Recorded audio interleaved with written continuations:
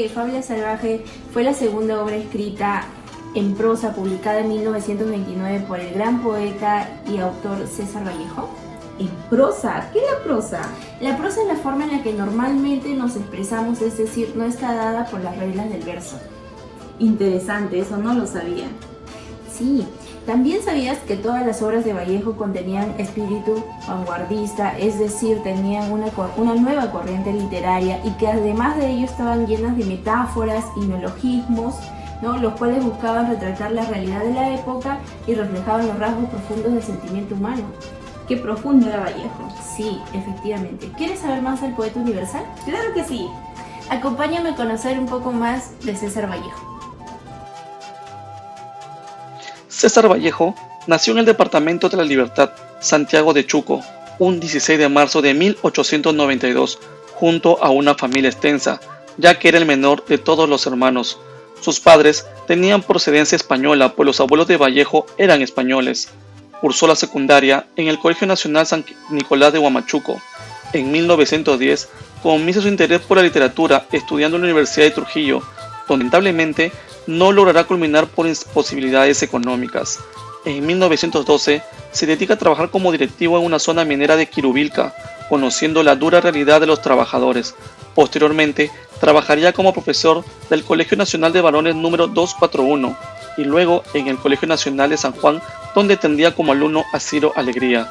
En 1915 culmina sus estudios universitarios, graduándose en letras con la tesis El romanticismo en la poesía castellana, lo que sería una muestra de la gran genialidad de Vallejo.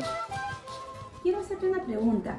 ¿Cómo inicia Vallejo a hacerse conocido? Interesante, te comento un poquito. En 1916, Vallejo empieza a ser parte de la Bohemia Trujillana, un grupo conocido luego como Grupo Norte, donde integraban varios intelectuales como Andrés Espelucín, Antenor Orrego, Víctor Raúl Aya de la Torre, entre otros. Es en ese mismo año que Vallejo empieza a hacerse conocido porque empieza a publicar sus poemas en varios diarios locales. Muy intensa la vida de Vallejo, pero tengo una curiosidad.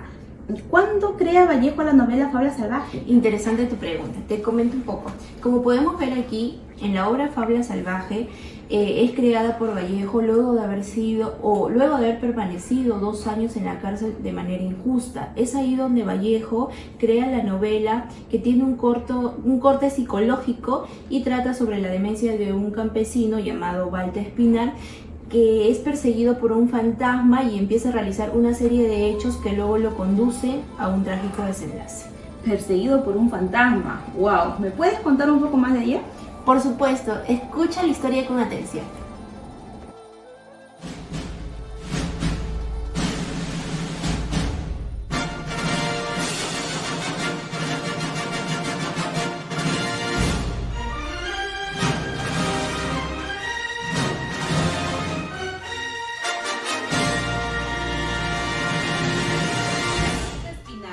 Se levanta de su lecho aún un poco dormido y frotándose los ojos se acerca al espejo que está en la puerta y lo descuelga de un clavo pequeño para verse en él, pero al hacerlo tiene un extraño estremecimiento.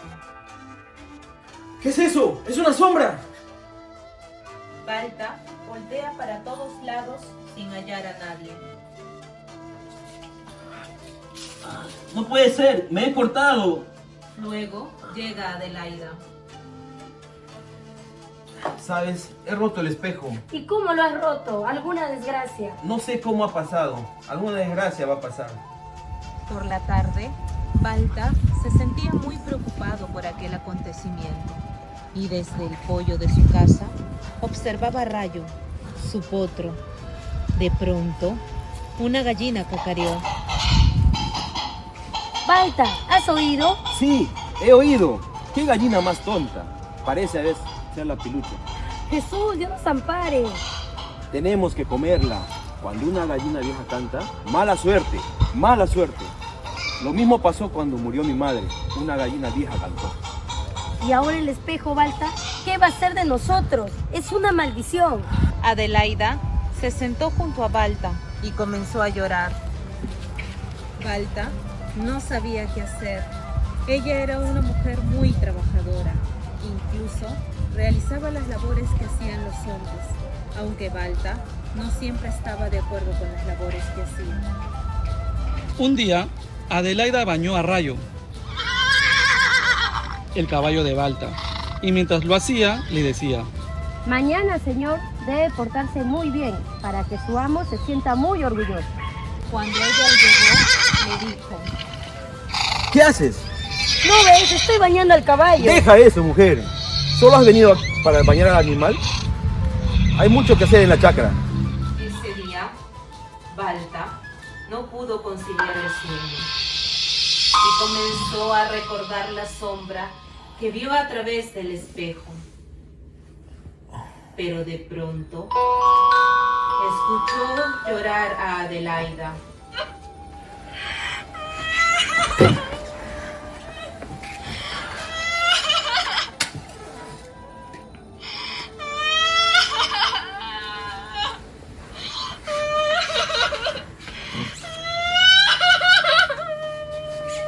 Y le dijo: ¿Estás llorando solo por haber escuchado cacarear a una gallina? Pareces una chiquilla. Lo dijo haciendo de tripas corazón. Sin embargo, el incidente del espejo lo envolvía con sorda obstinación.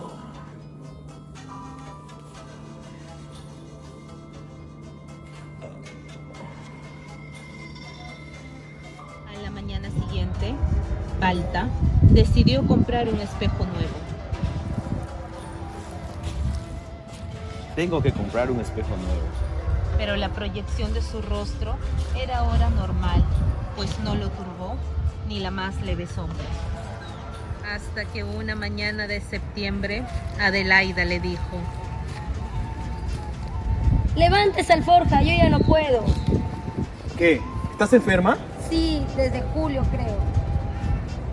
Pero el estado de felicidad de Balta fue invadido por un momento a otro aquel episodio del sombrío espejo. Entonces, un atroz presentimiento lo llenaba de escalofríos.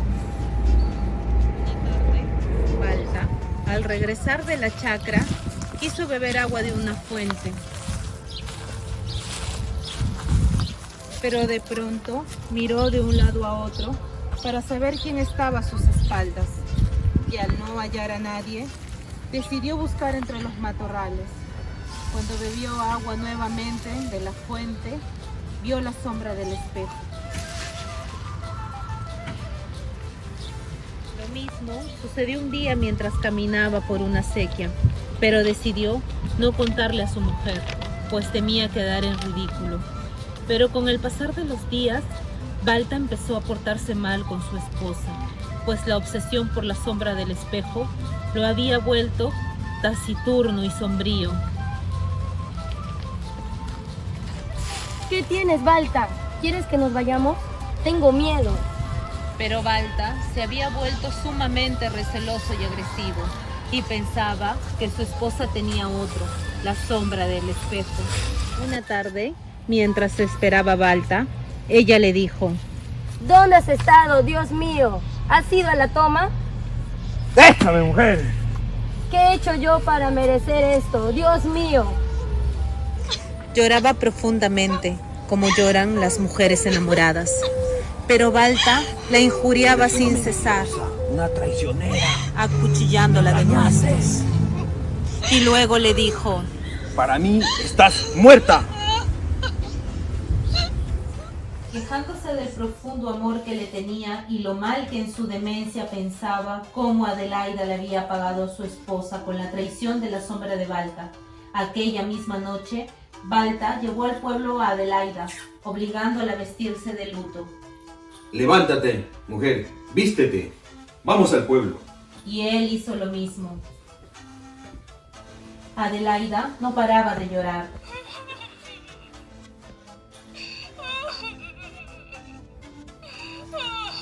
Al día siguiente, tras una noche llena de suplicios morales, Balta, irritado por la vigilia de las noches anteriores, lleno de incurables desventuras y pesares, fue al campo, a los páramos, abandonando a Adelaida. sentó en una roca al pie del abismo, con las piernas colgando. De súbito, alguien lo rozó por la espalda a Balta, y al voltear, cayó al abismo. Al día siguiente, Adelaida dio a luz en una tarde lluviosa de abril, sin saber aún el triste destino de Balta. Oye, pero qué triste final, ¿no? Es decir, que ese ser enigmático y fantasmal que poseía Balta Espinar dentro de sí comenzó apoderándose de su vida, de su pensamiento, hasta tener el control absoluto. Wow, sí que estaba loco ese Balta Espinar. Sí, definitivamente. Lo que pasa es que a veces nuestras creencias y nuestras supersticiones hacen que nosotros como seres humanos veamos lo irreal como cierto. Sí, es verdad. Igual me gustó mucho la novela. A partir de ahora voy a leer más las obras de Vallejo. Me da mucho gusto. ¿Y a ustedes también les gustó la obra Fábula Salvaje?